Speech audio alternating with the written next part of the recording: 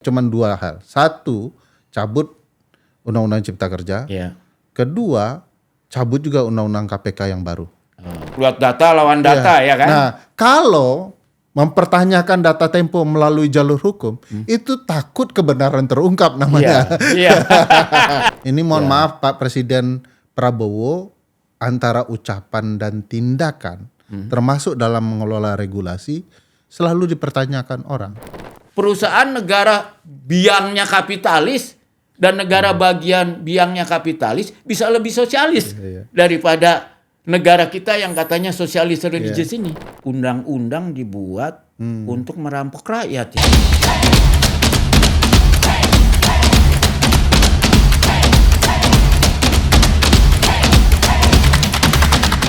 Halo para penggemar acara retorika.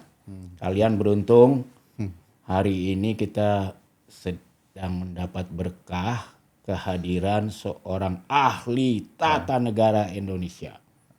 Ya, pasti udah tahu namanya ya, Ferry Amsari. Dan saya baru tahu bahwa sebetulnya ada gelarnya tersembunyi, yaitu Raja Intan. Rajo Intan. Jadi bayangin Rajo Intan, Intannya udah kayak apa? Ini Rajo pula ya.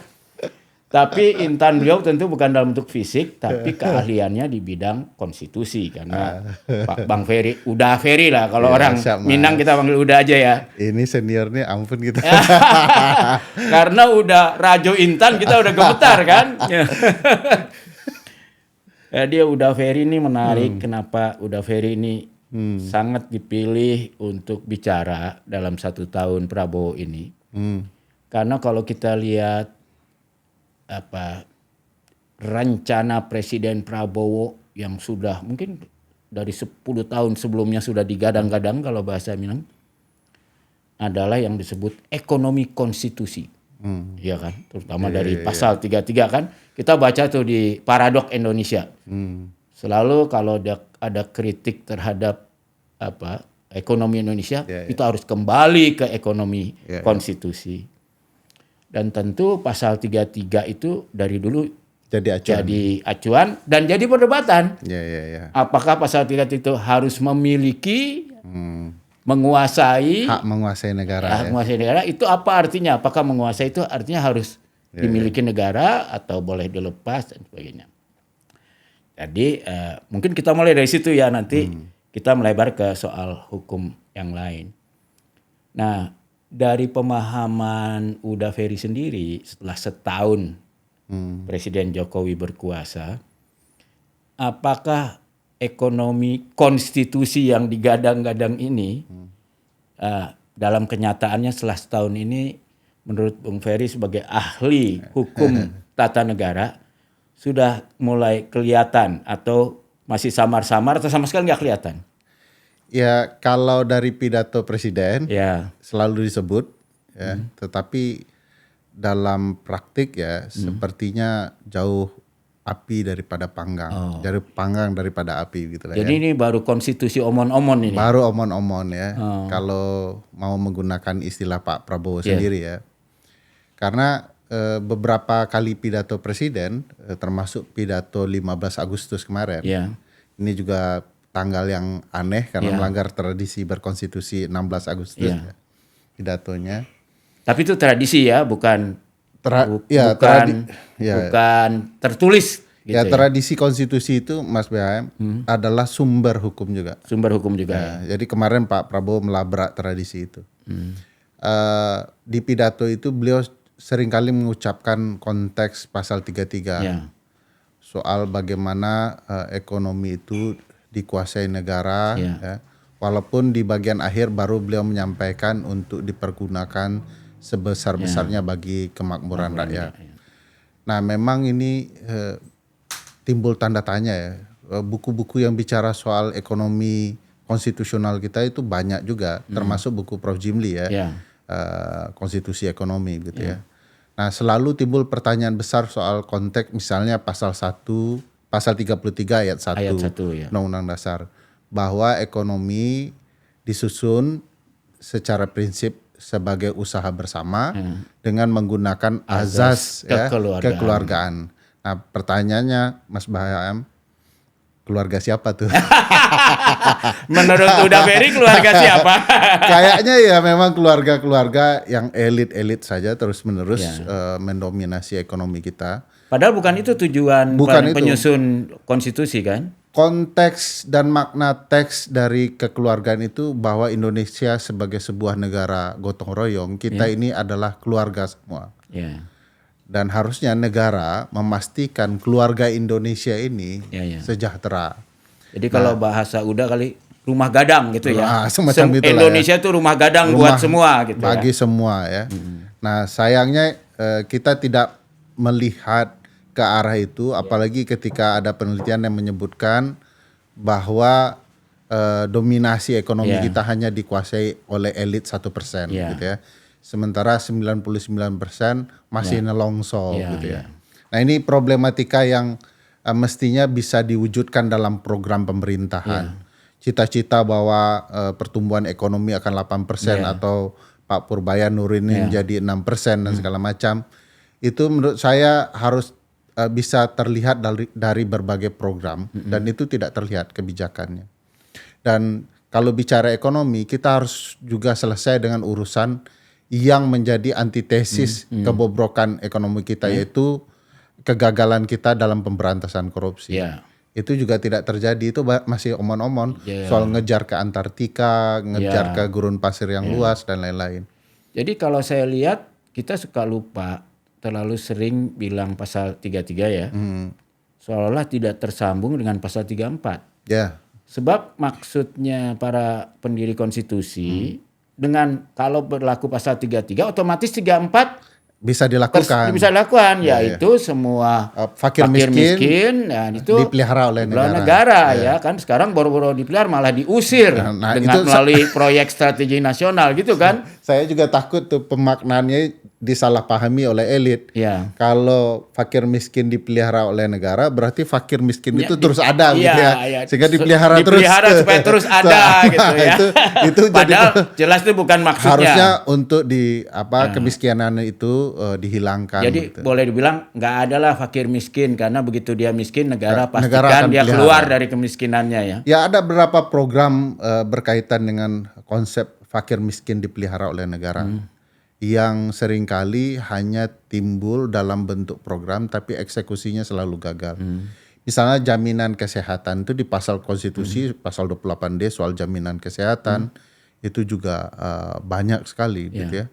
Nah, tapi selalu eksekusinya tidak maksimal. Saya yakin dengan... Jadi yang Abang bilang tuh niatnya udah bagus, tujuannya bagus, tapi dalam eksekusi ucapannya selalu bagus. Ucapannya bagus, tapi dalam eksekusinya selalu bermasalah. Misalnya soal jaminan kesehatan. Itu semua orang tahu BPJS kita itu kalau digunakan itu layanannya jadi lambat. Nah, sampai hari ini tidak ada koreksi soal itu. Kalau kemudian ada yang sakit yang selalu ditanya itu KTP-nya mana, siapa penanggung jawabnya gitu ya. Nah, itu jadi problematika. Saya sangat yakin dengan pengalaman Mas BHM dengan sebagai wartawan dan sebagai bahasa Inggrisnya pengguna BPJS juga. Bahasa Inggrisnya sangat luar biasa bagus. Pengalaman di luar negeri pasti melihat bagaimana negara maju memperlakukan warganya kalau sakit. Nah, biasanya nggak pernah ada ditanya tuh apa paspornya. Bahkan saya punya pengalaman. Pokoknya anak saya ditanganin dulu lah. Iya, anak saya pernah sakit, Mas. Nggak pernah ditanya, sampai kita keluar pun nggak ditanya. Betul. Paspornya dan segala macam. Baru 1 minggu atau 2 minggu kemudian di rumah sakit akan kontak via email gitu ya, yang membuat kita menangis. Saya ingat itu tagihannya luar biasa tuh waktu anak saya sakit, 23.000 US. Nggak ada asuransi, ada. Nah, waktu itu mau nangis, mau pulang sekolah, berhenti saja lah sekolah, nggak sanggup bayar, itu kan 1/4 miliar itu kan kalau di waktu itu di mana sekolahnya? Di Virginia.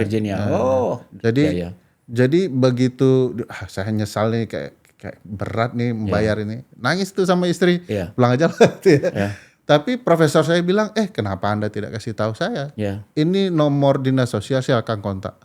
Hanya kontak 2 kali, Mas. Beres ya. Ya beres, jadi kosong tagihan. Dan itu bagi saya waktu itu masih ini ya, Obamacare ya. Jadi saya pikir negara lain melayani warga negara lain seserius ini gitu ya. Kenapa negara saya nggak bisa gitu kan? Iya. Jadi mengingatkan saya masa sekolah dulu juga. Jadi dulu kalau tiba saatnya menjelang 1 April itu mengisi pajak, wah saya sama istri saya tuh senang sekali ngisi. Karena ada sisa. Karena setelah kita masukin dalam 2 minggu ada kiriman Iya, uang. betul sisa. Karena kita dianggap kelompok di bawah garis kemiskinan, dianggap terlalu banyak bayar pajak. Iya. Datanglah $2.000-3.000, habis Saya itu juga bisa dapat. jalan-jalan. Saya juga dapat, betul. Iya kan? Saya juga dapat. Sehingga saya juga berapa kali sebenarnya Kementerian Keuangan bilang pajak itu parah itu. Saya pernah pajak tuh dulu hanya mengejar yang besar-besar. Dianggap kalau dapat NPWP orang miskin tuh rugi, dia nggak mencapai target kan. Padahal kan pajak gunanya sebenarnya untuk distribusi nomor satu. Dan harusnya bansos itu lewat pajak. Iya kan? Iya. Jadi begitu dia ngisi nomor pajak, pemerintah juga jadi dapat data orang ini penghasilannya kecil di bawah garis kemiskinan, layaklah dapat bansos gitu kan. Nah itu poin yang penting ketika warga negara sadar hak dan kewajibannya, termasuk hak dan kewajiban negara. Sebenarnya relasi negara dengan warga negara itu akan bagus. Iya betul. Nah, bagaimana negara memastikan seluruh warga negaranya paham hak-haknya, sehingga dia bisa menuntut hak itu kepada negara. Nah sejauh ini kan kita nggak pernah ada peran negara untuk bicara soal hak-hak warga negara. Kalau di sini, kalau kita laporkan kelebihan pajak, mati kita di audit habis ya. Dikejar-kejar kan. Padahal yang seharusnya bayar lebih besar nggak pernah dikejar kan. Pernah dikejar. Nah, dia mudah-mudahan Menteri Keuangan yang baru ini janjinya kan. Nah, janjinya agak meyakinkan. Janjinya ya, mudah-mudahan janjinya benar nih ya. Ya, mudah-mudahan. Saya juga berdoa walaupun agak nggak rasional tuh teman-teman lembaga survei dan publik ya. Baru 2 bulan beliau kalau nggak salah itu sudah dinilai paling bagus kan nggak proporsional bagi saya itu. Walaupun mungkin sangat menjanjikan dengan ucapan-ucapannya yang agak publik ya. Tetapi kita harus proporsional. Menurut saya kita harus menunggu nih. Jangan ini sampai, kalau saya rasa karena medsosnya luar biasa ya. Sehingga, jangan sampai omon-omon kedua nanti. Ya, kita udah terjebak ya 10 tahun yang lalu. Jadi jangan sampai seperti keledai ya, masuk ke kejebak yang sama 2 kali ya. Ya, nah ini menarik nih. Kalau menurut UDA sendiri, pemahaman UDA tentang pasal 33 itu dengan Presiden Prabowo itu sama atau bertentangan? Dari pernyataan salah satu menteri Pak Prabowo Pak Nusron Wahid ketika itu, sepertinya ada yang salah ketika bicara hak menguasai negara. Kan beliau sempat mengatakan nggak ada tanah itu milik warga negara. Kami yang menguasai, kurang lebih kan begitu, yang kontroversial ya. Walaupun kemudian beliau minta maaf. Nah, konsep hak menguasai negara itu bukan berarti negara yang kemudian memiliki. Harus memiliki. Negara hanya memastikan agar yang punya hak betul-betul bisa mendapatkan haknya dengan baik. Ya, negara kurang lebih mengelola lah sebenarnya. Dan ini kan terutama semakin jelas setelah ada amandemen ya. Iya kan? Di amandemen itu kan justru jadi lebih jelas bahwa hak milik itu makin tegas di Undang-Undang Dasar, tapi diimplementasi agak jauh tuh, Mas. Karena orang-orang menganggap di era Belanda penghargaan terhadap tanah ulayat warga masyarakat hukum adat itu jauh lebih dihormati dibandingkan ketika dominasi negara Indonesia yang merdeka dalam penguasaan tanah. Saya ambil contoh, Mas. Waktu digagas konsep IKN, negara harus mikir yang punya tanah itu adalah masyarakat hukum adat. Ya, betul. Karena sebelum itu diakui oleh Belanda ya. Diakui oleh sebelum Indonesia merdeka mereka sudah ada gitu ya. Nah, sekarang datang konsep IKN. Konsep IKN itu mau membangun otorita yang gagasannya tanpa lembaga representatif. Konsekuensinya tidak ada warga yang stay di sana. Karena kalau ada warga yang stay artinya harus ada perwakilannya. Nah, sekarang pertanyaan, kalau tidak ada perwakilan, masyarakat hukum adat di sana bagaimana? Iya. Nah, kalau kemudian gagasannya memindahkan mereka Iya. ke tanah yang lain, loh itu ulayat mereka loh. Iya. Jadi itu ironis ya. Ironis bagi Katanya saya. ibu kota baru seolah-olah itu berkah. Hmm, Ternyata ibu kota baru itu justru hanya akan dinikmati oleh penduduk yang dari luar sana. Dari luar. Sementara yang udah ratusan tahun keluarganya tinggal di situ terusir dari sana ya. Itu Ini kayak kolonialisasi kan sebetulnya. betul, itu sama dengan apa yang terjadi dengan Amerika dengan masyarakat Indiannya. Mereka dipinggirkan, Iya. dipinggirkan, dibuatkan kota tersendiri. Jadi menurut Uda ini kalau misalnya masyarakat adat itu mengajukan judicial review ke MK, mestinya mereka menang ya?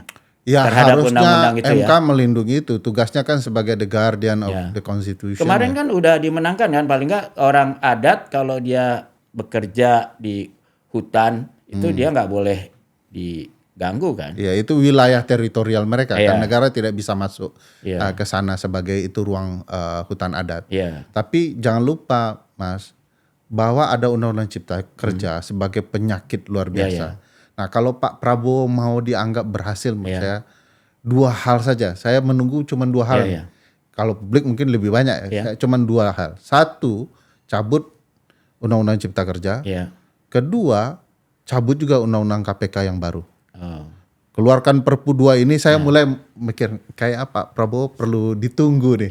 Tapi kalau itu tidak terjadi bagi saya betul-betul omon-omon. Harus berapa tahun dikasih ini? Ini udah lewat setahun. Kalau saya sih kalau mau jadi Pak Prabowo nih, kalau saya tukang bisiknya bilang Pak cukup 2 ini Bapak cabut, orang akan punya harapan dengan Bapak. Ya, dan itu percayalah ekonomi konstitusi itu betul ya. Ini ada kaitan dengan pasal 33 dan soal pasal 18 di Undang-Undang Dasar. Dan jangan lupa 34-nya loh. Ya pasal 34-nya Undang-Undang Dasar itu saling terkaitan.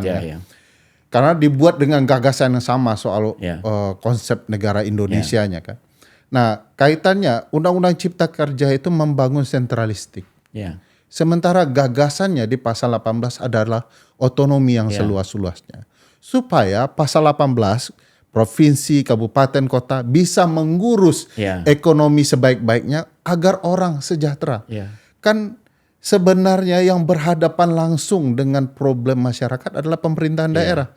Kalau kemudian seluruh daya kreativitas pemerintahan daerah ditarik ke pusat oleh Undang-Undang Cipta Kerja, bagaimana mereka bisa berinteraksi baik dengan publiknya? Nah sekarang kita bisa rasakan pajak-pajak yang kemudian bermasalah, lalu keuangan pemerintah daerah yang dipotong, menimbulkan keributan-keributan, contoh Pati dan lain-lain, dan tidak selesai-selesai.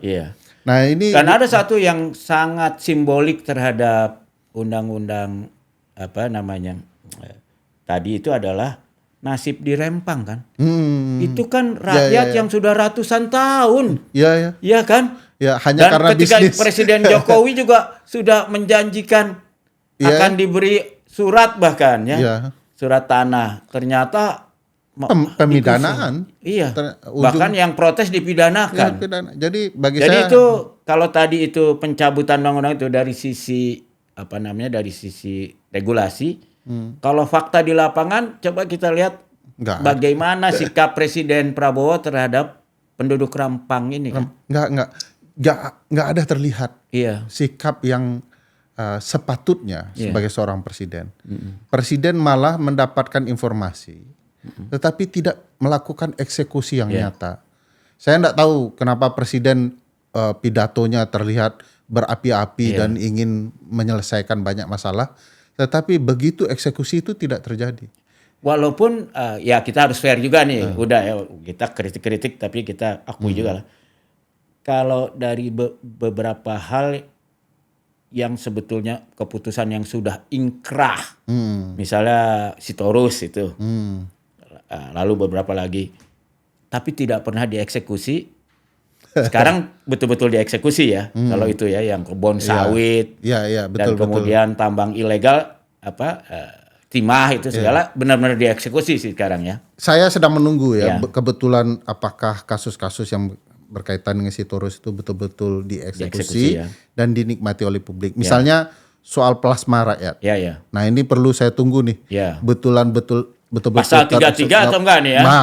Atau baru yang orangnya dieksekusi, tetapi lahannya tidak dikembalikan kepada kepentingan publik ya. Malah diambil negara. Diambil oleh negara gitu ya. Dan gak jelas juga dikelola siapa.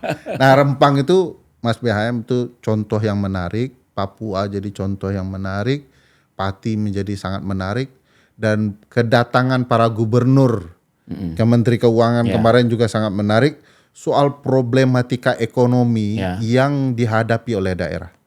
Nah kalau ini tidak terselesaikan dengan baik-baik, saya pikir memang wajar saja masyarakat daerah bertanya-tanya ya. Dan suasana kebatinan kepala daerah kan sedang tidak baik-baik saja dengan pemerintah pusat saat ini. Tapi udah ngerasa nggak kadang-kadang kita lihat juga penguasa daerah sama penguasa pusat ini sebetulnya satu guru satu ilmu.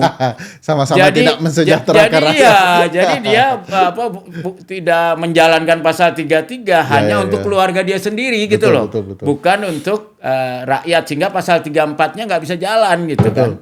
Jadi ketika upaya menempatkan ekonomi dengan konsep otonomi seluas-luasnya itu terjadi, pemerintah pusat ya dalam hal ini tidak melepaskan tangan mereka dari upaya tata kelola ekonomi di daerah. Nah itulah regulasi itu yang penting agar ekonomi berjalan berimbang. Kan sekarang kita melihat bahwa seringkali daerah itu berkembang tidak hanya karena faktor kekayaan ekonomi mereka, tetapi juga pemerintahan pusat lebih cenderung berpihak kepada mereka dibandingkan daerah-daerah lain. Saya mau ambil contoh daerah kampung saya, Mas. Itu di sisi kanan dan kirinya Jambi dan Riau itu sejahtera sekali. Sumatera Barat gagal mengelola dirinya. Sebagai daerah kecil karena tidak ada juga kekayaan alam yang besar ya. Tetapi pemerintah pusat harusnya punya peran. Kampung saya itu punya banyak kelebihan. Satu di pariwisata. Tidak ada keindahan alam yang tidak ada di sana, Mas. Gunungnya bagus, danaunya banyak, makanannya enak dan segala macam. Lautnya indah begitu. Tapi nggak ada peran pemerintah pusat untuk mengelola ekonomi pariwisata misalnya. Dulu kan Presiden Jokowi janji 1.000 rumah gadang apa 10.000 apa? Rumah gadang itu sebelum Pak Jokowi berjanji sudah ada juga. Dan janji itu nggak ada juga ya? Nggak ada. Sampai hari ini ke titik-titik yang penting untuk pariwisata itu tidak berjalan baik. Padahal Pak Prabowo selalu menang ya di situ ya. Kemarin agak goyang sedikit. Sebelumnya waktu menang, kan? Bersaing dengan Pak Jokowi selalu menang. Kemarin menang juga menang kan? Tetapi agak goyang sedikit turun ya. Agak goyang sedikit. Karena bareng sama Pak Jokowi kali ya. Karena bareng dengan Pak Jokowi ya. Nah itu tidak terjadi upaya. Misalnya daerah kami itu dikenal dengan tradisi pendidikannya. Anak-anak harus dianggap dewasa sebelum dia merantau sekolah dulu ya. Ya itu apa surau, sile dan apa namanya itu? Betul. Surau, sile. Surau, sile. Iya. Jadi kalau udah akil balik nggak boleh tinggal di rumah ya. Tradisinya harus begitu. Di surau. Sekarang sudah mengaji sama belajar sila. Betul. Tidur di sana juga. Tidur sana harus merantau. Rumah itu milik perempuan bukan milik laki-laki gitu ya. Nah itu nggak ada sektor pendidikan dikelola dengan baik di sana. Padahal dulu pendidikan termasuk paling maju Sumatera Barat kan. Intelektual Sumatera Barat di era kemerdekaan. Harusnya dengan tradisi orang yang mau sekolah, mau berdiskusi, berdialektika itu kan jadi bahan untuk katakanlah quote and quote bahwa ini pendidikan harus dikelola dengan baik di sana. Ketiga, siapa yang tidak kenal dengan masakan Minang sih? Gagal itu. Bahkan pemerintahan Sumatera Barat tidak betul-betul serius mampu mensuplai rempah-rempahnya ke daerah tetangga yang berbisnis makanan Minang, Singapura, Malaysia. Nah, kalau bicara ekonomi Thailand dengan makanannya, di mana-mana, Mas. Padahal rendang itu udah jadi nomor 1 di dunia ya. Itu nggak dikelola. Padahal Sumatera Barat dengan bisnis begitu, kan daerah lain mungkin bisnis yang lain. Jadi tugas pemerintah pusat adalah menata ini kelebihan daerah ini apa, kita support. Jadi di Sumatera Barat 1 tahun Presiden Prabowo ini hanya terasa omon-omon aja. Wah, posternya lebih banyak sekarang. Oh ya, posternya yang lebih banyak. Lebih banyak. Sama sekali nggak ada. Itu kalau kayak makanan bergizi apa segala, ada nggak dampaknya kalau di kampungnya Uda ini? Begitu kita diskusi makan bergizi gratis yang racun, tiba-tiba terjadi keracunan di tanah datar gitu ya. Oh, di tanah datar kejadian juga. Padahal itu daerahnya istrinya Pak Yusuf Kalla ya. Ya, itu daerah yang sebenarnya Kaya lah. kaya sekali. Makanannya juga enak-enak, sangat luar biasa, tetapi kok ada makanan beracun di sana. Nah, ini sekali lagi soal pemerintah pusat mestinya mengurus daerah, tapi juga memberikan tata kelola yang seluas-luasnya.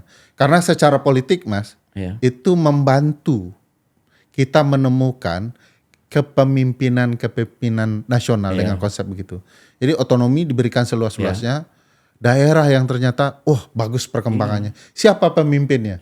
Nah, itu aset nasional besok. Iya. Nah, padahal kan dulu salah satu trauma Sumatera Barat karena dulu dia berjuang untuk otonomi, dituduh pemberontak, diserbu ya kan, terjadi satu peristiwa tragedi lah yang banyak trauma lah, trauma berat. PRRI sampai orang-orang Minang itu namanya tiba-tiba berubah. Ferry Amsari.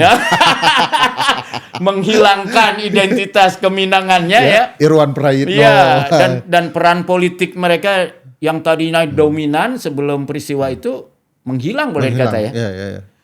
Tapi tadinya saya berharap dengan Presiden Prabowo menang dan selama ini selalu didukung di Sumatera Ayah beliau Barat. kan punya catatan sejarah, kedekatan sejarah bahkan ayahnya dulu kan bagian dari lari ke sana kan. Bagian dan ikut bersama-sama dengan masyarakat yang menginginkan otonomi, berjuang sampai menjadi hidup di pengasingan. Iya, betul. Nah, tapi kok sekarang belum terasa itu di Sumatera Barat. Belum terasa. Saya memberikan contoh Sumatera Barat karena saya harusnya melihat dari sesuatu yang saya paling pahami problematikanya.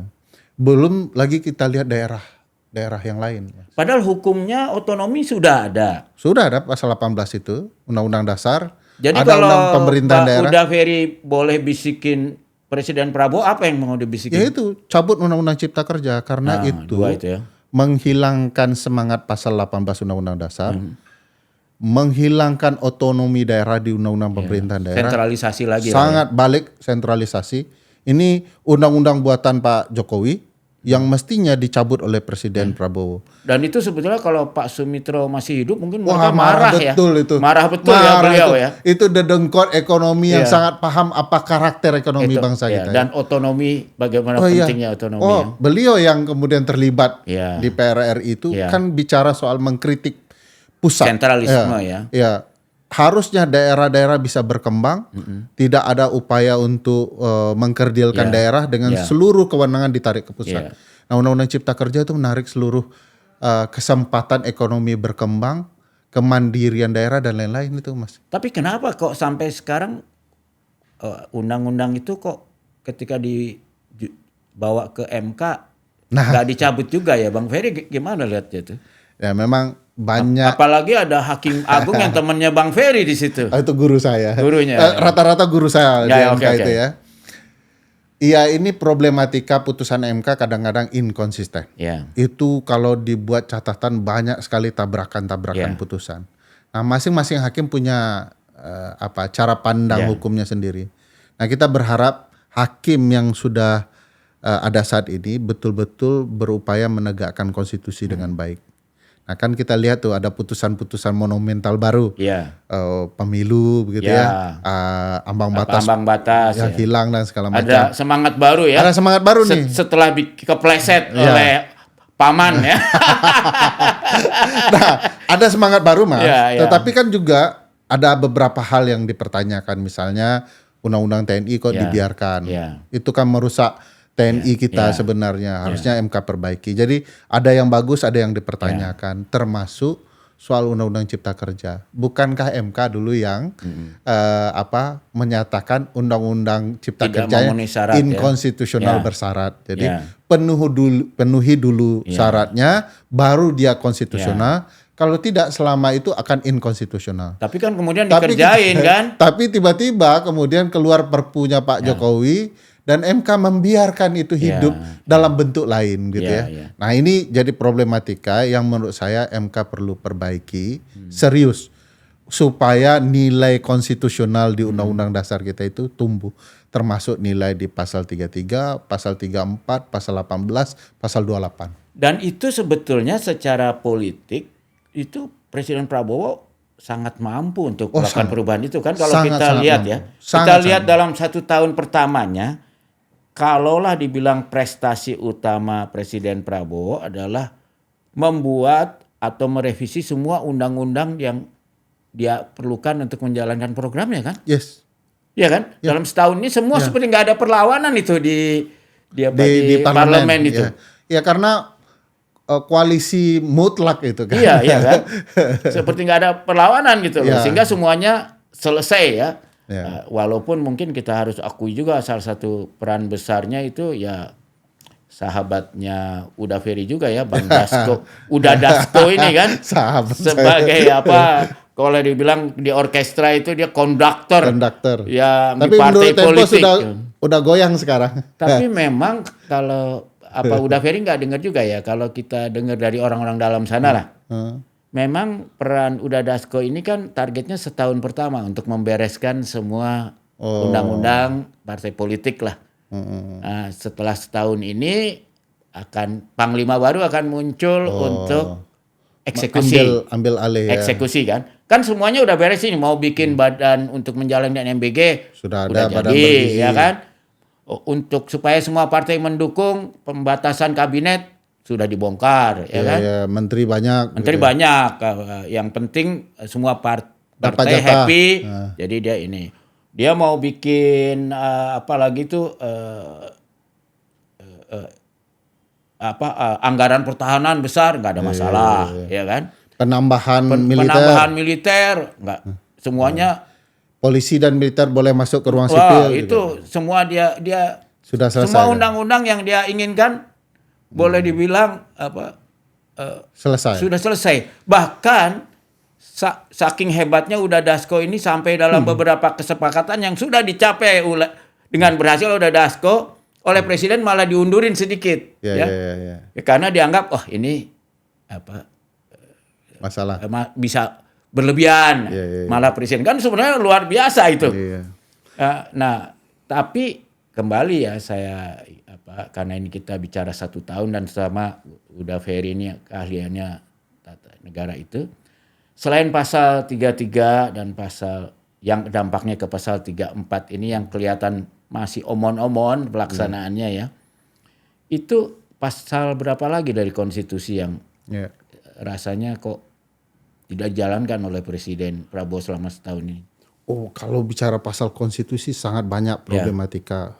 Karena ini kan perangkat payung the supreme law of the land ya. Yang harus jadi panutan semua.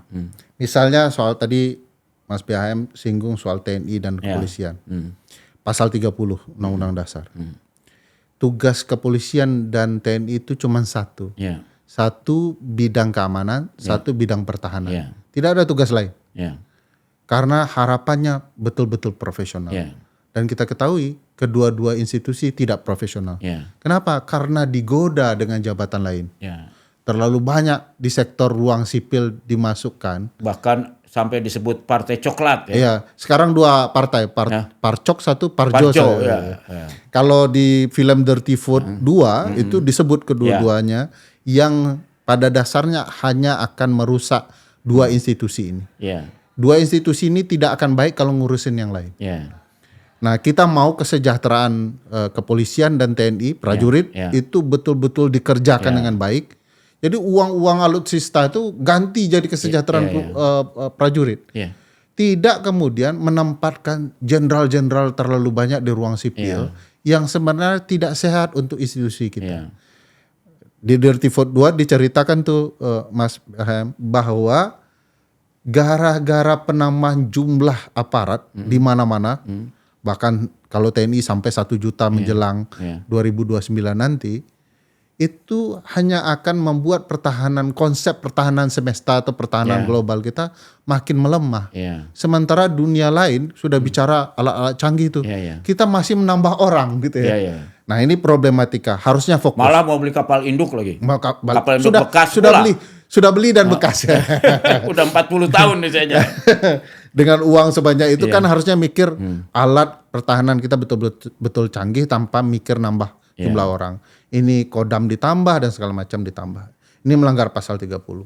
Pasal hak asasi manusia, kemerdekaan berserikat dan berpendapat masih terganggu. Ada 3.000-an orang ditangkap selama Agustus kemarin. 900-an masih berproses hukum, masih di penjara tanpa alasan yang jelas. Ini Menteri Pertanian juga gugat Tempo, mau bangkrutin Tempo dengan kemerdekaan berserikat berpendapat jadi terasa mahal sekarang. Tempo itu menulis dengan data.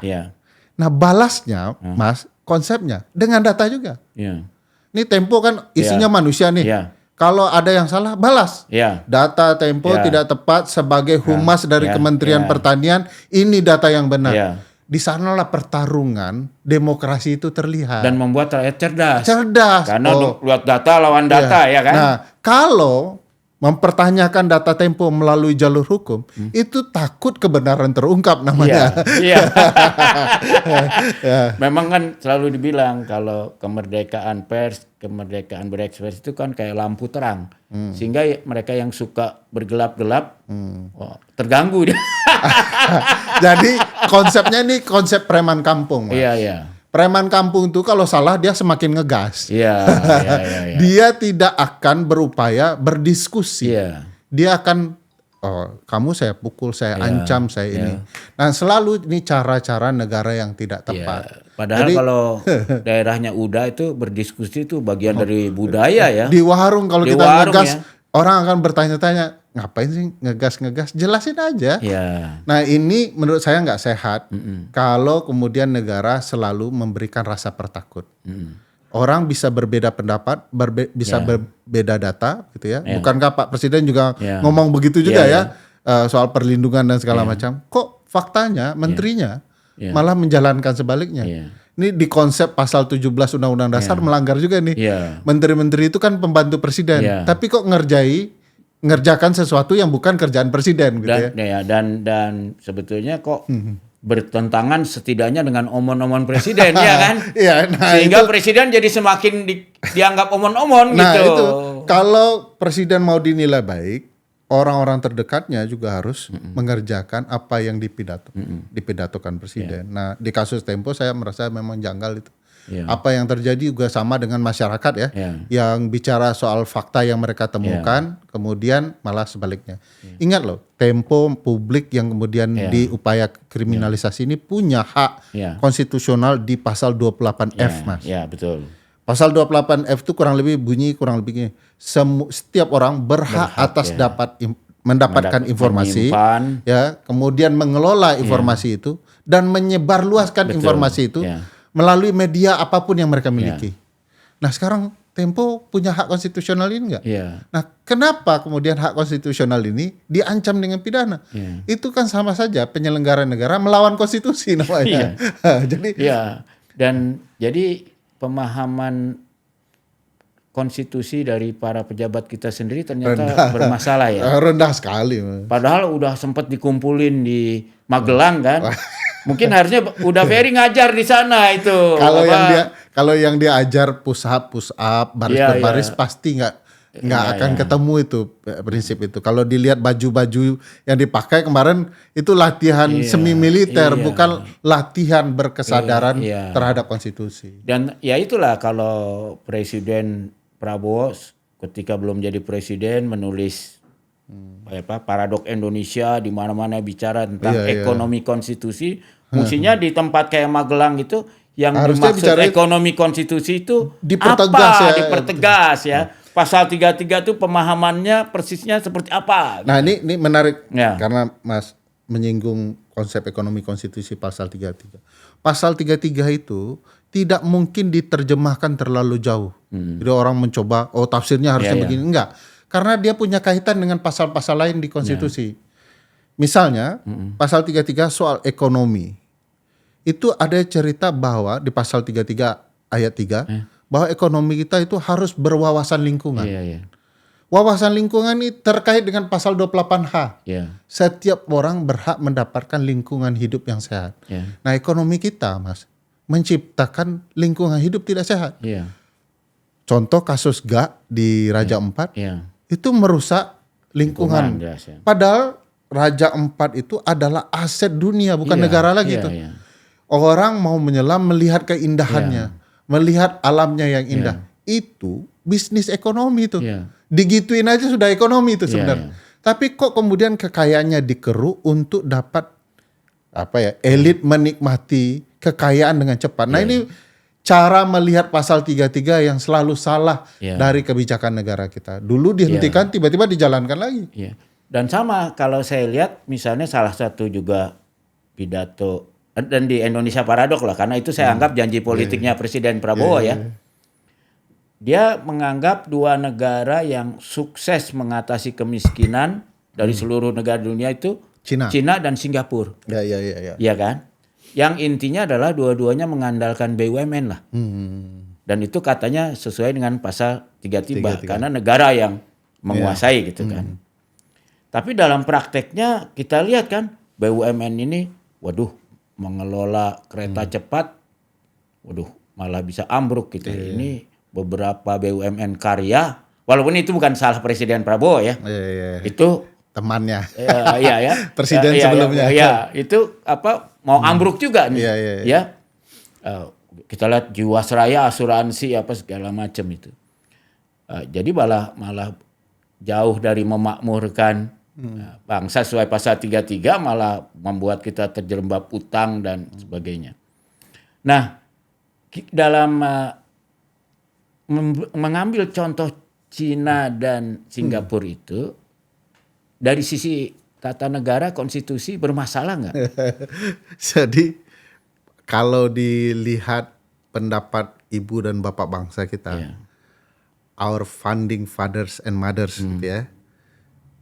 konsep hak menguasai negara itu udah jelas baik di pidato Presiden Soekarno, Bung Besar, ada pidato Bung Hatta, ada Prof Yamin dan Prof Supomo. Ini kiblat ekonominya beda-beda nih. Betul. Tetapi kalau sudah bicara hak menguasai negara dan ekonomi kerakyatan sama.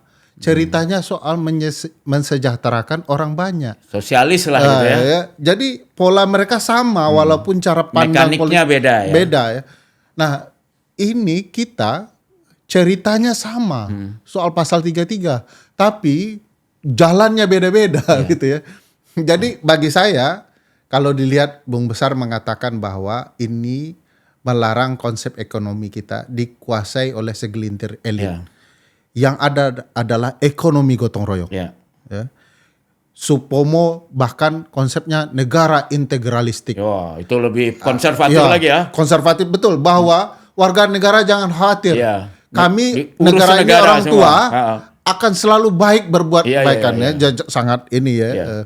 Lalu Profesor Yamin juga mengatakan hal yang sama, bicara memastikan kesejahteraan itu untuk bersama. Welfare state lah Welfare state. Nah, saya bertanya-tanya, konsep ekonomi yang berbasis pandangan ibu bapak bangsa kita dan pasal 33 itu sebenarnya yang mana kalau dibaca undang-undang BUMN yang baru. Ketika kita bicara undang-undang BUMN yang baru, Mas, itu bicaranya satu. Bagaimana BUMN ini mencari keuntungan. Nah, tidak ada bicara keuntungan itu akan mengalir ke warga negara. Sekedar keuntungan saja. Padahal hak menguasai negara memastikan negara punya upaya mengelola dan tata kelola itu akan mengalir dalam bentuk keuntungan yang terus mengalir ke publik. Nah, makanya kita nggak lihat tuh di undang-undang BUMN aliran keuntungan itu kemana. Yang ada sekarang malah ke Danantara kan? Ke Danantara. Sangat dominan di mana-mana begitu ya. Nah, ini bagi saya arah kebijakan ekonomi juga sangat dipertanyakan. Ini mohon maaf Pak Presiden Prabowo, antara ucapan dan tindakan termasuk dalam mengelola regulasi, selalu dipertanyakan orang. Misalnya sekarang di Undang-Undang BUMN itu, Mas, Pak Presiden dengan sangat sadar saya pikir membiarkan Undang-Undang BUMN yang baru itu menentukan bahwa penanggung jawab dari pengelolaan BUMN ini adalah Presiden. Iya. Saya tanya ke Mas BHM, pengalaman sebagai jurnalis, sejak kapan aparat penegak hukum akan menyentuh Presiden? Oh, iyalah. Ini pemegang kelola dinyatakan di sana. Akhirnya penanggung jawab kalau Danantara itu salah adalah Presiden. Siapa yang berani? Nah, lucunya di Danantara seluruh aparat penegak hukum itu, Mas, adalah bagian dari big corporate ini. Ya. Kapolri di sana, Jagung di sana, Ya. lalu kemudian KPK di sana. Ya. Walaupun KPK konon kabarnya menolak posisi itu. Jadi siapa yang akan mengontrol tata kelola Danantara sebagai perusahaan besar negara itu kalau ternyata kebijakan-kebijakannya menyimpang. Kalau ternyata hanya fokus untuk bisnis para elit, sementara melupakan esensi mensejahterakan publiknya. Ya. Jadi ini kalau tidak hati-hati ya, walaupun saya akan memberi ruang lah bahwa mungkin kalau paling enggak maksud yang tertulisnya resmi Danantara itu tujuannya mulia lah, bahwa negara itu mesti punya modal yang diinvest lah. Kalau kita keluarga gitu, jangan semua uang dihabisin gitu kan. Harus ada yang disisain buat investasi. Ntar kalau pensiun gimana gitu. Betul. Jadi kalau dari tujuan itu bagus ya kan. Karena kita lihat Singapura punya Provident Fund. Yang paling kaya kan Norway. Dia lebih dari 1 triliun. Malaysia juga punya. Punya ya. Dan kalau lihat konsepnya nih, itu kan kayak kita kan juga bertanya-tanya kayak kenapa nggak niru Malaysia dana investasi pensiunnya segala itu. Kalau di Malaysia kan orang naikin harga jalan tol itu nggak marah karena keuntungannya tuh jatuh ke dia lagi balik. Itu kan kayak ide koperasi karena itu dana pensiun dia diinvest itu. Kalau di kita kan itu Laksamana Soekardi pernah bikin riset dan menulis di bukunya. Ternyata yang disebut 1% orang-orang terkaya di Indonesia itu yang nggak sampai 1% itu, tapi menguasai seluruh hal. Lebih dari separuh kekayaan seluruh Indonesia. Itu umumnya mulai karena dapat konsesi dari negara kan. Itu juga disebut di Paradok Indonesia ya. Atau mereka mulai dari subkontraktor Pertamina atau segala macam. Sehingga di Danantara itu seolah-olah mikirannya kalau ada proyek-proyek yang pasti untung lah dalam kata gitu, seperti ruas jalan tol itu kan, itu kenapa dikasih swasta yang jadi kaya raya sendiri? Betul. Kalau yang pasti untung itu kasih aja ke dana pensiun kan, kira-kira gitu kan? Sehingga dana pensiunnya terus membesar lah kayak di Norway gitu kan. Jadi kalau dan kemudian ide Koperasi Merah Putih gitu. Kan maksudnya Koperasi Merah Putih jalaninlah proyek-proyek yang selama ini dikasih ke elit baik pusat maupun lokal. Contohnya pom bensin. Itu kan bisnis yang cost and fee. Pasti untung lah. Nggak ada orang risiko. Semua cari bensin kan? Iya, orang cari bensin dan udah dijamin keuntungannya berapa persen. Orang jadi distributor gas LPG. Kan itu nggak. Kalau dibilang PT ogah rugi lah. Karena hampir nggak ada kemungkinan rugi itu. Betul. Karena semuanya udah dijamin, harga udah diatur, keuntungannya diatur. MBG kan sebetulnya juga adalah tipe bisnis yang boleh dibilang PT ogah rugi lah. Karena udah dijamin keuntungannya 2.000 per porsi. Ya kan? Penjelasan Mas harusnya itu yang kasih ini kan maksudnya dikasih Koperasi Merah Putih sekolah gitu kan. Iya kan? Jadi mereka untuk nutupin overhead udah hidup, udah ngasih kerjaan, tinggal kalau dia inovatif dia bisa jadi besar, ya kan? Tapi dalam prakteknya pelaksanaannya kok tidak sesuai dengan konsepnya gitu. Penjelasan Mas barusan, itulah konsep hak menguasai negara itu. negara mengelola agar bagi hasil yang bisa dinikmati oleh warga negara itu terjadi. Itu konsep hak menguasai negara. Jadi yang disebut oleh para pendiri bangsa tadi bahwa ini tidak untuk segelintir elit gitu ya, ini untuk bersama. Cara mengaturnya karena dia punya kuasa menguasai negara, kami mengatur gini. Untuk apa? Supaya pemilik sesungguhnya republik yaitu warga negara juga menikmati itu, kan semudah gitu. Nah pertanyaan besarnya, kenapa ide itu tidak bisa dijalankan? Ya nggak niat. Nggak, dan itu juga yang ironisnya kan, kalau kita lihat misalnya Amerika kan dianggap mbahnya kapitalis, bahkan kata sosialis itu dianggap seperti tabu, berstigma lah ya. Kalau pernah kuliah itu kan, kalau dibilang sosialis loh, waduh udah dianggap kampungan apalah udah ya. Tapi kalau kita jadi penduduk Alaska, itu setiap tahun tiba-tiba dikasih uang tuh.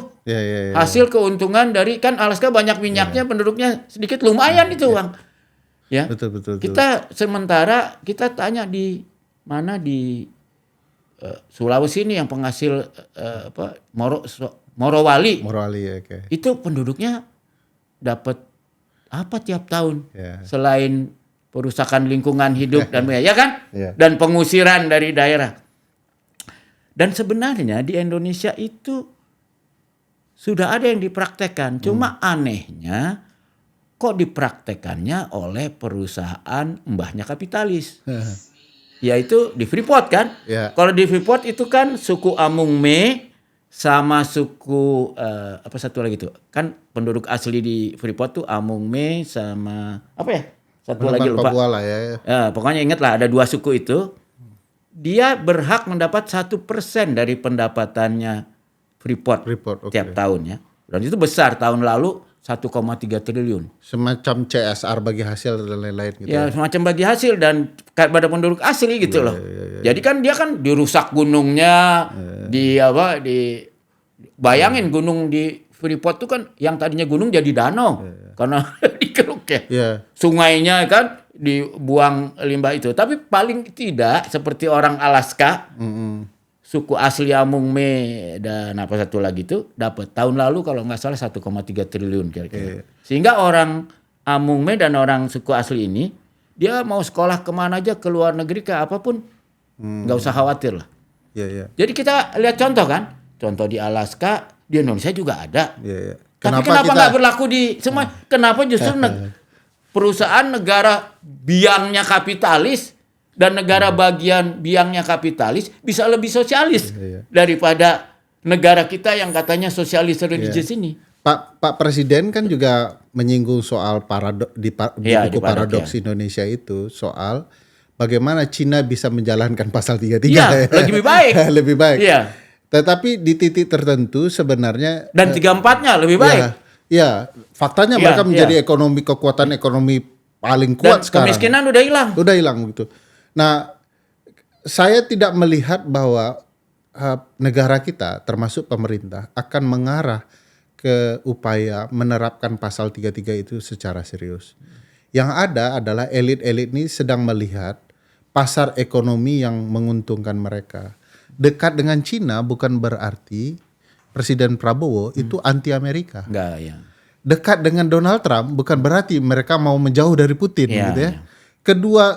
Ketiga bahkan ya, mereka dekati.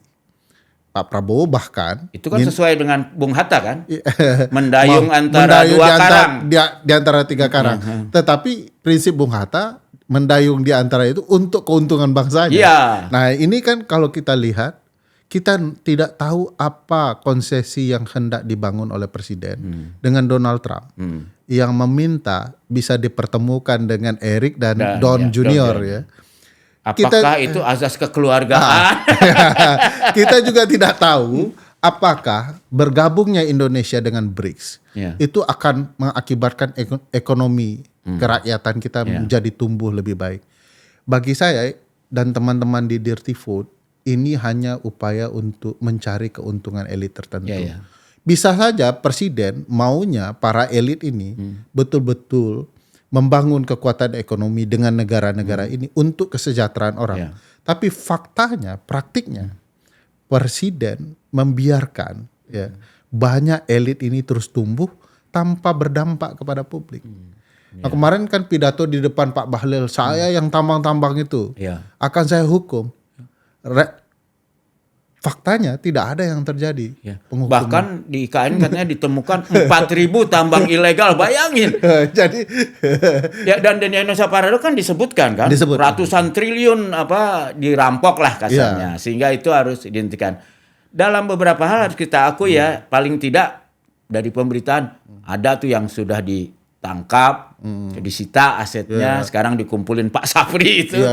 Ada ya, tapi terus itu apakah akan mengucur pada itu juga tidak dijelaskan atau hanya diambil oleh elit baru kan gitu kan? Betul, itu poinnya. Apakah upaya menghentikan kejahatan tambang itu akan berdampak ke publik?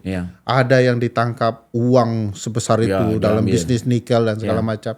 Itu larinya kemana? Ke kas negara semata atau dari kas negara itu akan menguncur kepada publik-publik? Nah, itu sebabnya ada ekonom di Amerika, saya lupa namanya, itu bisa dilihat di YouTube. Dia menjelaskan sangat baik. Amerika itu membiarkan satu kekuatan ekonomi yang sangat besar, setidak-tidaknya pangsa ekonomi besar, pangsa pasar ekonomi besar. Dan karena Amerika membiarkan Indonesia masuk BRICS. Padahal ini 200 jutaan orangnya. Yang kemudian sangat luar biasa dalam ruang konsumen tertentu ya. Nah, kok dibiarkan oleh Amerika? Ternyata Amerika bukan saja gagal menggagas bagaimana Indonesia sebagai kekuatan ekonomi mereka, Indonesia juga gagal betul-betul menggunakan kekuatan ekonomi yang disebut ekonomi Amerika itu sebagai kekuatan alternatif. Indonesia malah datang ke BRICS, datang ke Donald Trump, datang kemana-mana yang kemudian menurut saya malah tidak membicarakan apapun dalam konsep ekonomi kita. Faktanya begitu. Makanya itu kan saya juga lihat ya kembali ke kayak Danantara itu. Kalau lihat dari dari konsep tertulisnya, wah kita dukung lah, bagus lah ya. Artinya menjalankan pasal 33 sehingga nanti 34 kita bisa laksanakan kan. Tapi dalam prakteknya gimana? Saya kasih contoh yang paling baru. Kan kita ribut nih soal kereta cepat, WUS ya. Kita lihat data tahun lalu lah. Tahun lalu itu kerugiannya 4,2 triliun kira-kira. Sedangkan penumpang yang naik itu kira-kira 6 juta. Ini laporan tahun lalu. Jadi kalau kita bagi ke per penumpang, kira-kira setiap penumpang WUS itu disubsidi 700 ribu. Lah kalau pulang balik kan 1,4 juta. Kalau dengan 1,4 juta kita pakai Bluebird juga bisa kan pulang balik dari rumah ke Bandung kan? Dan dia kan benar nggak? Ya. Nah itu kan yang naik WUS itu mungkin malah kelompok paling nggak 5% teratas lah. Yang bisa bayar segitu. Apakah mereka layak kita beri subsidi? Betul. Jadi kalau Danantara dikucurin ke situ, ya masa ini Robin Hood terbalik kan? Mensubsidi yang kaya, narik dari yang miskin, pajak-pajak ini sampai pajak UKM pun ditarik, ya akhirnya dipakai. Nah, tapi sebetulnya kita punya contoh yang menurut saya sih udah sesuai dengan pasal 33. Adalah Transjakarta. Ini kita promosiin dikit karena saya sebagai pengguna Transjakarta sangat appreciate lah ya. Kalau kita lihat data tahun lalu, Transjakarta itu memang disubsidi kira-kira 5.000 lah per penumpang. Tapi wajar lah daripada dia naik motor ngabisin bensin mungkin subsidi bensinnya itu lebih daripada ini kan. Betul. Jadi secara ekonomi masuk akal dan sudah direncanakan lama dan bagus. Dan kedua kan kalau kita naik Transjakarta bisa lebih cepat dari naik mobil pribadi. Betul. Kalau kita kebelet bisa turun di halte ada WC yang bersih, ya kan? Betul. Kalau udah waktunya sholat ada musola. Luar biasa lah menurut saya.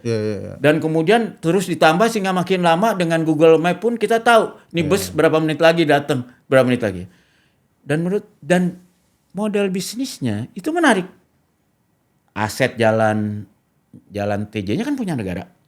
Dikuasai milik negara, di bawah negara.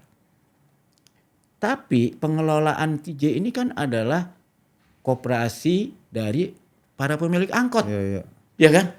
Melibatkan Ya, mereka. jadi artinya keberadaan TJ itu tidak menggusur pengusaha kecil pemilik angkot.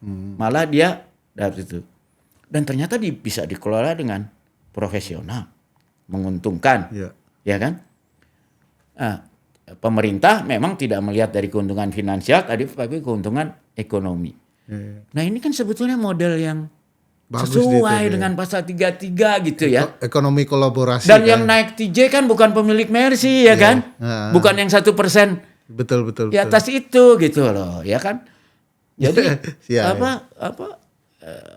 kenapa enggak model itu diterapkan di kelapa sawit, di tambang batu bara ya, di yang pasti untung juga lah, Iya. ya kan. Ya, sebenarnya contohnya kan ada banyak, Mas. Tinggal bagaimana keberanian menerapkan dalam kebijakan apapun, termasuk kebijakan ekonomi. Ya.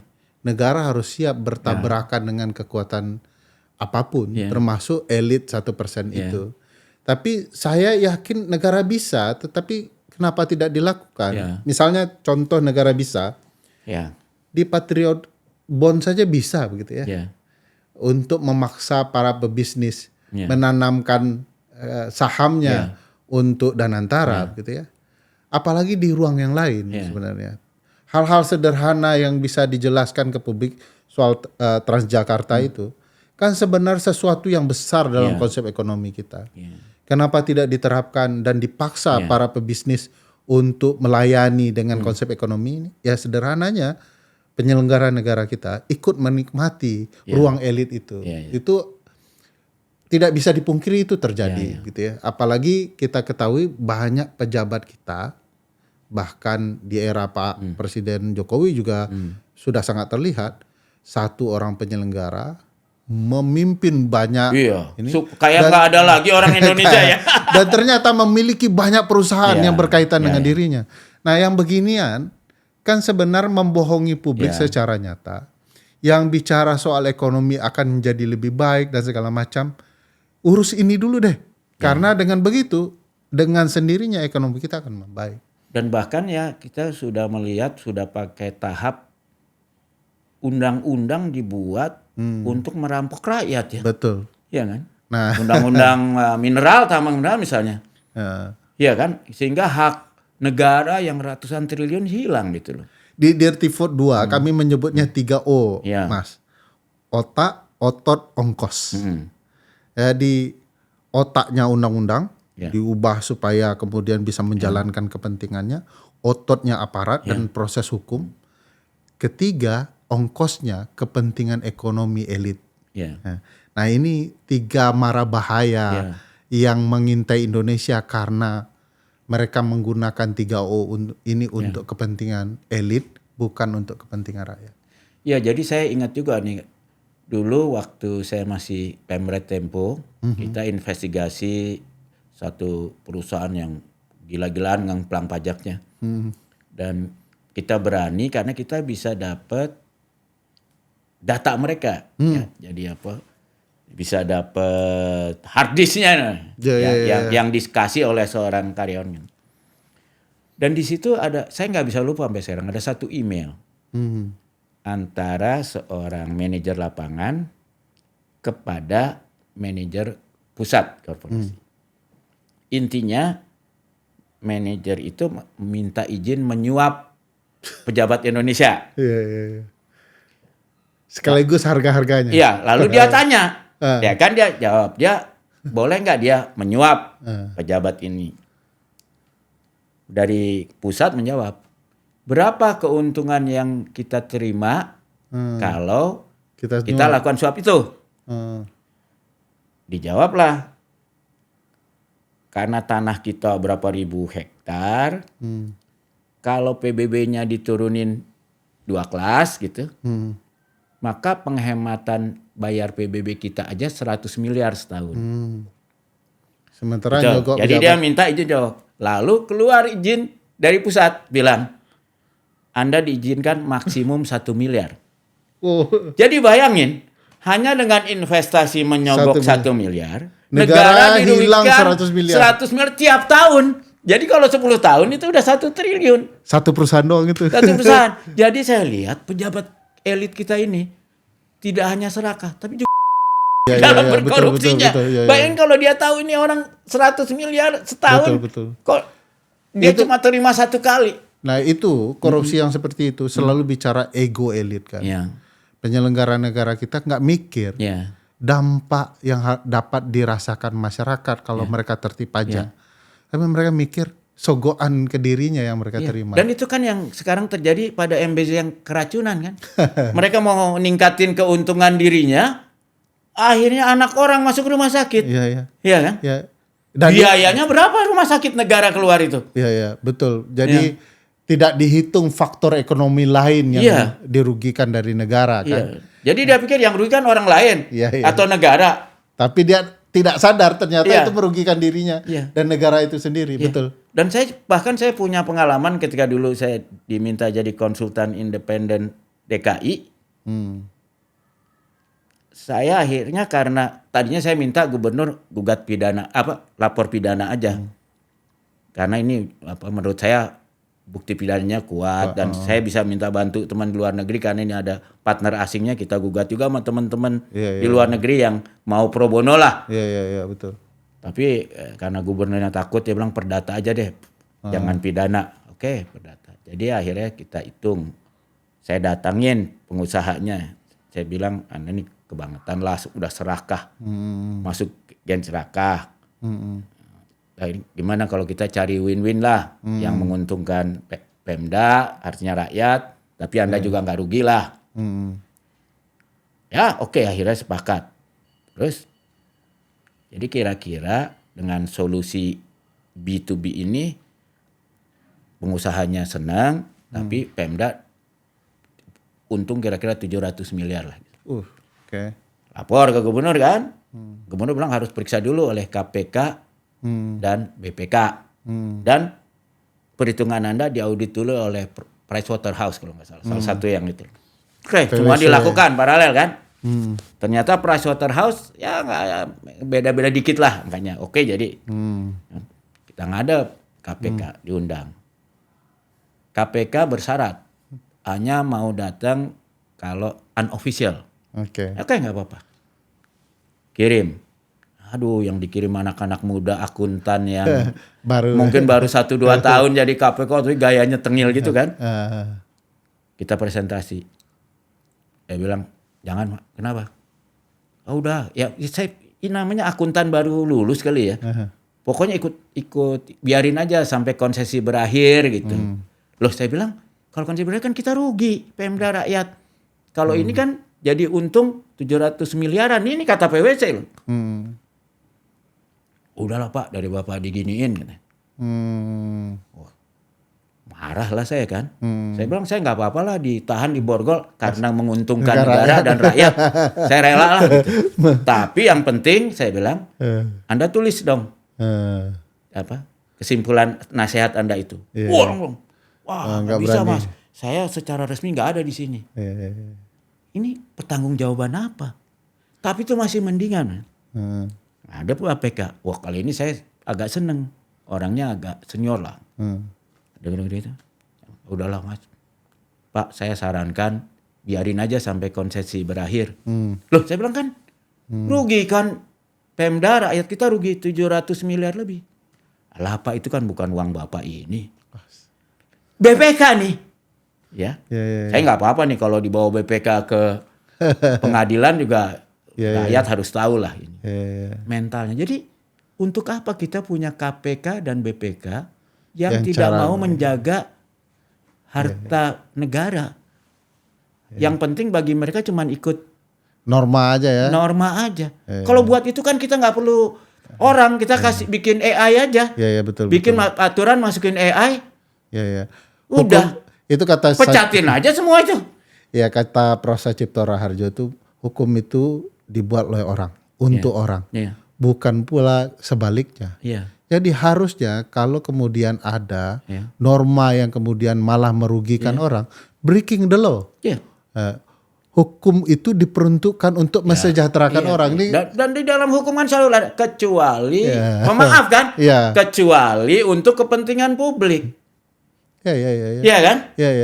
kan atau menjalankan kewenangannya kan? ya sederhananya, gampangnya Mas, hukum tindak pidana korupsi itu mencegah negara mengalami kerugian. Ya. Nah ini negara untung. Iya. Nah esensinya ya Iya. mencari negara untung itu.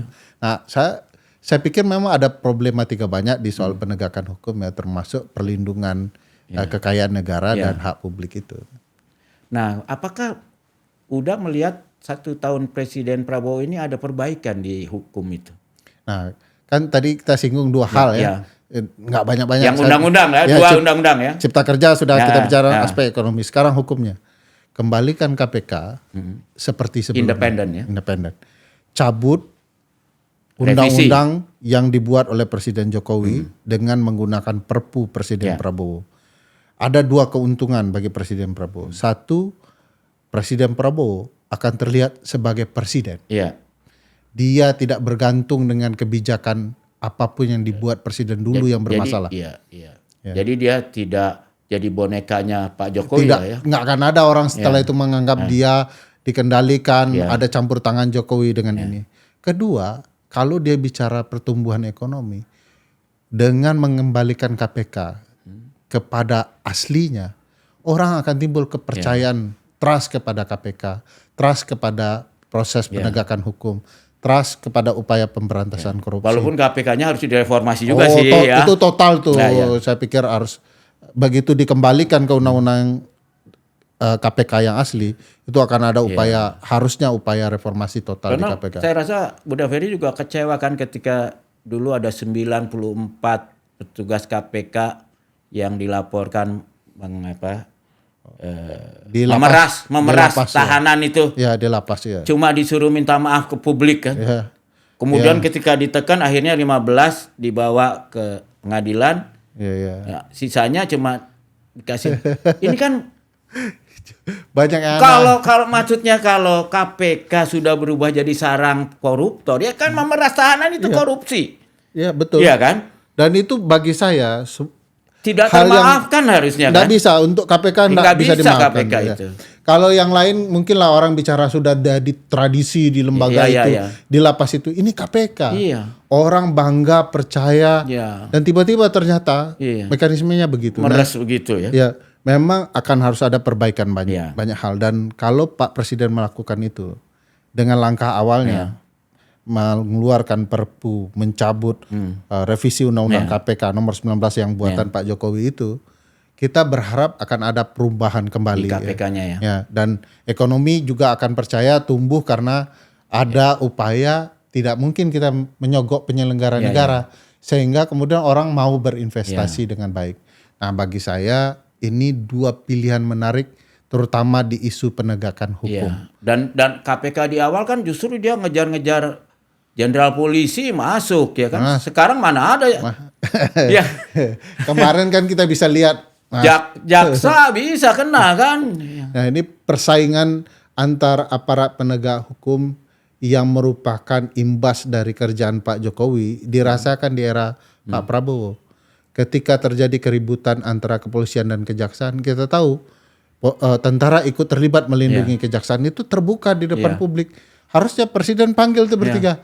Nggak ada di era saya. Anda sebagai penegak hukum, perlindungan pertahanan, kemudian saling gontok-gontokan di depan publik.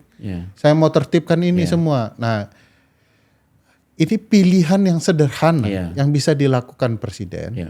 Kalau presiden betul-betul memahami proses penegakan hukum yang baik. Nah, saya agak khawatir ya, cakrawala Pak Presiden selalu dekat dengan konsep Orde Baru misalnya. Penangkapan teman-teman aktivis sampai sekarang harusnya presiden datang memaafkan, selesai orang kayak seperti Tom Lembong lah ya. Lah, orang kan mulai berpikir Pak Presiden bisa loh berdialog. Seperti waktu Tom Lembong ya. Iya, Tom Lembong misalnya, orang merasa gusar ada masalah, tiba-tiba presiden kemudian mengeluarkan sesuatu yang meredakan banyak amarah publik. Nah, ini juga begitu harusnya. Atau ketika undang-undang pilkada ya. Nah, tiba-tiba ada yang bergerak kan, lalu dihentikan. Nah, Pak Dasko diperingatkan oleh presiden, saya dengar ya, jangan macam-macam gitu ya. Nah, ini bagi saya sesuatu hal yang bisa dilakukan presiden Dan tidak boleh juga seperti dugaan Tempo ya. Semua informasi hanya dari Teddy. Presiden harus punya cakrawala luas agar eksekusi kebijakannya juga jelas. Ya karena saya terus terang saya dapat bahan-bahan ya dari orang-orang dekat presiden lah. Yang citranya tuh wah presiden apa yang dilakukan Presiden Prabowo ini sudah seperti Robin Hood. Ya. Dalam beberapa faktanya memang mendukung. Itu yang disita dari pelaku ilegal apa yang menghantam ilegal hutan apa kebun ilegal. Itu yang 13 triliun. Terus Pak Prabowo bilang ini kasih ya PDP. Bagus itu kan. Jadi dana dari penjahat lah gitu diambil dipakai buat investasi pendidikan supaya maju ya, supaya orang Sumatera Barat ya bisa masuk Oxford juga kan, apa segala macam.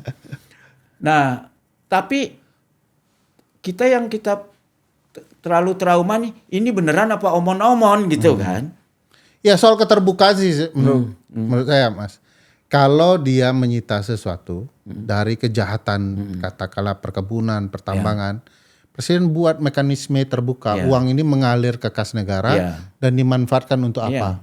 Itu akan menimbulkan kepercayaan publik bahwa presiden menunjukkan sesuatu. Tapi kalau sekedar pamer gitu ya, tarik ke kas negara, tapi orang setelah itu nggak tahu kemana uang itu. Ini gaya ketika tambang nikel yang bermasalah dieksekusi oleh negara dengan uang 300 triliun itu. Pertanyaan besar saya, untuk apa sih uang sebanyak itu dipamerkan Mas? Kan cukup dan gak mungkin lah uang 300 triliun dipamerkan kan. Nggak cukup lah itu. Cukup dijelaskan ke publik dari kejahatan ini sudah masuk ke kas negara dan uang ini akan dimanfaatkan untuk hal-hal yang berkaitan dengan publik. Dan apalagi LPDP-nya juga harus terbuka laporan keuangannya kan. Jadi orang dengan buka internet aja bisa lihat. Ternyata Bang Ferry sekolah beasiswa dari uang ini begitu kan. Nah, jadi kalau negara dikelola hanya sekedar membangunkan, menggelorakan semangat seperti pidato-pidato presiden, tapi gagal di ruang administrasi, hukum administrasi negara itu kan salah satu hukum yang paling jelimet, Mas. Jadi semakin bagus publik memahami bagaimana negara bekerja dengan hukum administrasinya, semakin mudah dipahami, orang akan salut dengan Pak Presiden. Jadi uang ini akan dipakai untuk MBG katakanlah begitu. Nah ini prosesnya. Nah saya tidak melihat Presiden punya daya memastikan hukum administrasi bekerja di berbagai bidang. Saya ambil contoh MBG Mas. MBG itu sepemahaman saya sederhana saja. Negara harus terlebih dulu melakukan piloting dengan memastikan alur proses MBG. Misalnya di mana bahan-bahan makanan ini dibeli. Itu satu. Kedua, di mana storage-nya? Sehatkah tempatnya? Bersihkah? Kalau tidak punya daya, karena mungkin tidak ada punya kulkas yang besar gitu ya, pilihan bahan makanannya adalah yang bertahan berapa hari. Setelah ada bahan makanan itu, di mana dapurnya untuk mengelola makanan itu?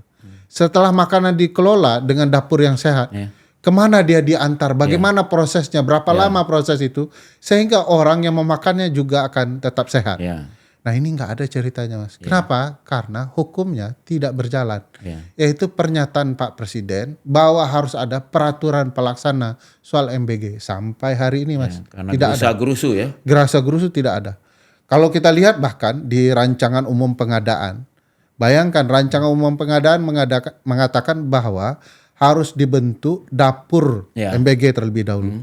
Tapi lucunya sebelum dapur ini dibuat, program sudah berjalan. Jadi dapurnya nggak jelas, program sudah jalan. Jadi ini bisa jadi kayak kereta cepat kedua ini. Nah, itu. Iya kan? Nah, dan dananya luar biasa besar. Tahun depan akan ditingkatkan. Pakai dana pendidikan. Kata Pak Presiden kan dana pendidikan terbesar sepanjang sejarah. 700 triliun ya. Tapi setengahnya 50% untuk MBG. Jadi akan banyak ruang yang perlu diperbaiki Pak Presiden. Ini sudah 1 tahun. Tapi MBG-nya sendiri Bung Ferry setuju kan? Setuju Mas. Ya. Itu cuma banyak pelaksanaan yang kita ngeri ini ya. Saya agak sepakat dengan opini publik luas bahwa harusnya kantin sekolah menjadi pusat pengelolaan MBG karena mereka sudah berpengalaman ngurusin mahasiswa di sana juga semuanya begitu ya. Nah, di negara-negara maju juga kantin sekolah gitu ya. Nah, ini kenapa tidak dilakukan sederhana, dan Pak Presiden harus tahu bahwa ini soal bagi-bagi proyek. Bahwa SPPG sebagai lembaga yang mengatur proses ini sebagian melibatkan 1 TNI, 2 kepolisian, ketiga anggota parlemen kita dan relawan. Dan relawan. Nah, ini bagi saya tidak akan pernah bisa sehat. Harapan dan mimpi Pak Presiden soal MBG yang akan membuat orang hilang stunting, wasting dan under weight itu betul-betul hilang. Ini akan jadi masalah baru. Orang keracunan, orang kemudian mengeluh ketidakpercayaan kepada presiden. Jadi presiden harus menentukan ini, memastikan ini betul-betul dikerjakan oleh orang yang benar. Ya, karena kalau saya lihat ya, sebenarnya saya tuh tidak anti bahwa Polri dan TNI terlibat dalam proyek MBG, tapi di bidangnya. Ya kan? Keamanan misalnya. Misalnya polisi memastikan aman, jalurnya aman gitu. Misalnya kalau perlu mobilnya tuh boleh dikawal supaya tidak terlambat ya kalau perlu. Itu tugas polisi. Tapi yang lebih penting lagi, misalnya polisi kan dia punya lab forensik di mana-mana. Jadi setiap MBG itu ada petugas polisi yang datang ngambil sampel, ditaruh ini sampel dari sini hari ini, terus dia periksa sehingga dia bisa menjamin. Bahkan kan racun itu ada yang seketika, ada yang mungkin pelan-pelan, tapi kalau terus-menerus tiap hari terjadi, ya itu yang bisa mendeteksi hanya lab kan. Lebih baik polisi menjaga di labnya itu. Kalau TNI misalnya, kalau dia mau, ya kita tahu lah kalau TNI terutama marinir memang dia dapur umumnya sudah terlatih lah. Misalnya kalau itu jadi tempat latihan penduduk sekitar situ yang melanggar SPPG, silahkan datang ke situ ya. Tapi kan itu memang bidang dia, masak untuk banyak tentara dalam waktu singkat gitu ya. Dan tentu masakan tuh masakan tentara kan. Iya. Nah, dengan kalorinya berapa kan mereka itu udah rutin lah gitu ya. Saya bukan bicara ke arah memanfaatkan tenaga apa untuk membuat ini jalan, Mas. Saya lebih suka bahwa semua profesi ada profesinya gitu ya. Militer ya pastikan pertahanan dan itu ruang global teritorial. Kepolisian pastikan di ruang keamanan. Kalau pendekatan Mas BHM, jadi sesuai profesinya lah. Mas BHM bicara ini soal keamanan jalur makanan itu bisa memanfaatkan kepolisian.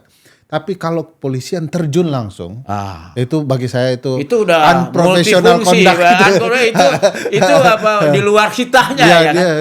Hitohnya bukan di sana. Dan kembali kalau kita lihat misalnya apa yang kita lihat dari Transjakarta, mestinya kan daripada bikin baru, ini kan kayak pemilik angkot dulu. Ini kan ada kantin sekolah, warteg, warung-warung sekeliling ya. Kenapa mereka yang nggak digabung, ya kan? Jadi ikut pemilik share, mereka kan sudah terbukti bertahun-tahun bikin makanan nggak pernah ada keracunan. Tinggal bisa melayani sebanyak orang gitu kan. Jadi orang dari pemerintahnya itu mastiin, jangan Indomie itu ya mana yang halal haramnya lah kira-kira. Sana tugas BGN kan? Nah itu tugas dia. Jadi dia cuma ya kayak di Kementerian Perhubungan di TJ lah. Dia yang ngeluarin aturan dan punya pengawasan ya kan. Harus memenuhi syarat, busnya dikir ini ada pengawasan. Tapi pelaksanaannya yang emang selama ini menjalankan tugas itu gitu loh. Nah ya saya sih berharap karena MBG sendiri dalam konsepnya itu perbaikan terus-menerus dengan evaluasi dan itu ya kalau saya nyaranin contoh TJ aja lah supaya pasal 33 ekonomi konsepnya jalan. Dijalankan aja oleh kantin dan warung-warung sekitar sekolah berdampak itu. Bergabung, mungkin dalam koperasi merah putih bergabungnya, lalu mereka jalanin itu udah sehari-hari mereka jalanin, cuma sekarang diatur dan diawasi. Tapi kan nggak apa-apa, jaminan untung 2.000 perak tiap. Buat banyak warteg itu 2.000 perak per porsi untuk ratusan orang kan tiap hari. Poin yang paling penting Mas, ketika bicara apa yang dirimu gambarkan itu, rakyat langsung terlibat dan merasakan Ya. dampak kebijakan. Ya. Dan tiba-tiba ekonomi mereka membaik gara-gara kebijakan. Apa yang ditunggu presiden Ya. kecuali dirasakan kebijakannya oleh publik. Dan itu pasti luar biasa. Makanya kita tutup mungkin karena udah lewat waktu ya. Nah, kita tutup dengan ini. Boleh nggak? Saya tadi tertarik karena udah ini bicara tentang konsep pertahanan kita kan perang semesta. Artinya seluruh rakyat dilibatkan kan. Dan Pertahanan itu doktrin semesta. bahkan itu udah masuk konstitusi ya? Enggak. Ya di dalam undang-undang Dalam, dasar. undang-undang bukan konstitusi. Undang-undang dasar, ya, pasal 30. Ada ya pasal 30. ya. Pasal 30. Ya. Jadi kita harus berpatokan pasal 30 ini. Kalau itu pertahanan terhadap musuh dari luar, kalau MBG kan tuh Dari dalam. terhadap kelaparan dan kekurangan gizi. Ya. Ini kan perang sebetulnya. Hmm. Maka kita perangnya juga mesti pakai konsep perang semesta. Hmm. Menghilangkan kekurangan gizi dan kekurangan makan. Kan? Ya. Kalau perang semesta kan pelakunya bukan tentara profesional aja, tapi seluruh unsur masyarakat, kantin, warung Tegal, ya kan, semua kan. Jadi dalam hal ini ya kita mintalah Pak Presiden Prabowo kan udah ngomong ekonomi konstitusi. Ya. Selain Undang-Undang 22, undang-undang itu pangkalnya juga dalam MBG ini, dalam pelaksanaannya, kembalilah ke konstitusi pasal 30. Ini adalah perang semesta terhadap kelaparan dan kekurangan gizi. Ya, dan karena ini perang semesta, jangan sistemnya bikin tim Kopassus kecil nyerbu kemana-mana ya kan? Ya. Karena kalah pasti. Pasti. Tapi melibatkan seluruh rakyat sesuai potensi masing-masing. Betul.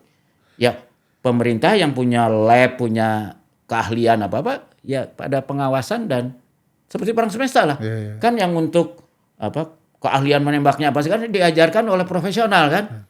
Betul. Dan diawasin benar nggak melaksanakannya. Tapi penempurnya kan rakyat semua. Iya, betul. Jadi setiap kita warga negara punya kewajiban mempertahankan bangsa ini. Elemen pertamanya adalah TNI Polri. Ya. Kita adalah keduanya. Ya. Dalam ruang sipil yang berkaitan dengan MBG ini, aktor utamanya adalah publik. Ya. Baru pendukungnya TNI Polri. Jangan terbalik-balik. Jangan terbalik gitu ya. Kalau terbalik bisa yang bergizi beracun nih. Oke, aman sayang ya. Ini sebenarnya saya pengen ngobrol lebih banyak nih, berbual-bual kalau istilahnya ya. Di warung-warung Sumatera ini banyak minum kopi, tapi sayang kita tidak bisa melawan waktu. Ya, mudah-mudahan Uda Ferry tidak kapok hadir lagi di sini. Karena kita baru bahas pasal 33, pasal 30. Kalau senior yang nyuruh mau lah. Nah, pasal 34 ya. Belum pasal lain pasal kan. Lain, kerukunan beragama apa segala macam ya. Masih seru banyak. Jadi kita baru 3 pasal. Jangan khawatir dan kita dapat janji dari Uda Ferry. Nanti kok kita bedah lagi tidak hanya ekonomi konstitusi tapi juga politik konstitusi ya kan. Itu lebih keren itu. Keamanan konstitusi semua kita kembali ke konstitusi karena kata presiden kita harus taat konstitusi. Yes. Jadi gitu ya. Mudah-mudahan presiden dengar dan bisa mengomentari lah kalau perlu. Saya kira Uda Ferry ini perlulah diundang ke Hambalang. Ya, dan saya kira Presiden Prabowo punya kemampuan itu kan. Orang-orang yang dulunya memusuhi dia bisa didengarkan sampai orang itu. Tapi saya kan nggak pernah memusuhi. Ya, apalagi yang tidak pernah memusuhi ya.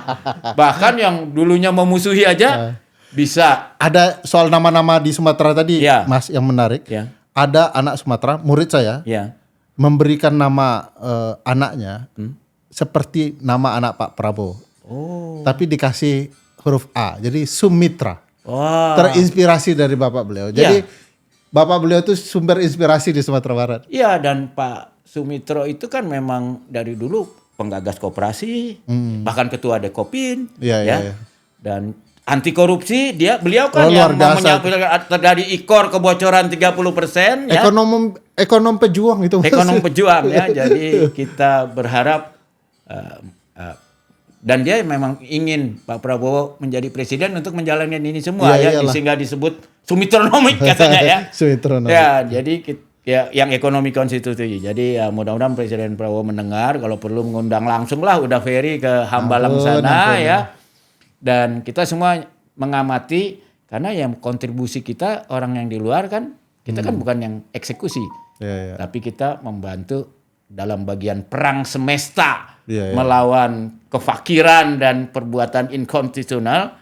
Ya kita aktor-aktor sebagai rakyat, ya kita melaporkanlah pada publik dan mudah-mudahan didengar dan diperbaiki sehingga proses perbaikan terus-menerus yang sudah dipraktekkan di Transjakarta itu betul, bisa diterapkan berjalan. Ya. Oke, terima kasih. Jangan lupa beri like dan subscribe, ya kan? Kalau Anda beli banyak-banyak itu lebih sering kita undang udah Ferry ini. Terima kasih. Terima kasih. Makasih ya. Terima kasih.